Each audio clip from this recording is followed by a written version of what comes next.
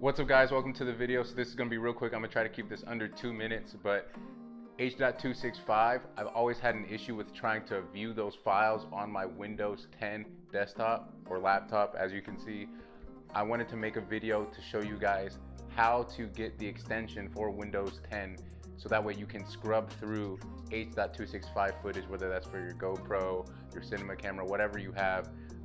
I think that it was really important for me once I found this plugin and extension, because now as I'm scrubbing through all of my footage, or I'm looking at playbacks or plugins or whatever files that I have that I add as assets into my videos, I don't have to use a third-party service to view them. So let's just hop into the desktop and I can show you guys how to get the extension. So usually if you're using a program like DaVinci Resolve or Premiere Pro, Final Cut Pro, H.265 takes a very reasonable amount of processing power. And if you're using DaVinci Resolve, for instance, you'll probably get this media file offline.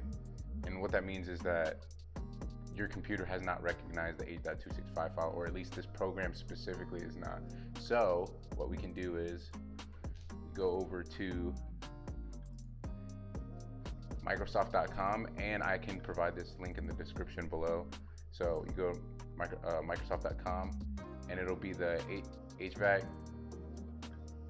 HEVC video extension from device manufacturer. You hit get,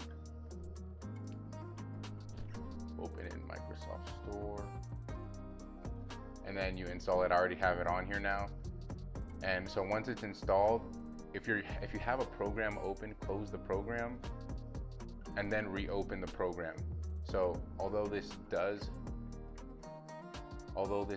say media offline, because of when I originally opened it, I did not have the extension plugged in. When I open DaVinci Resolve now,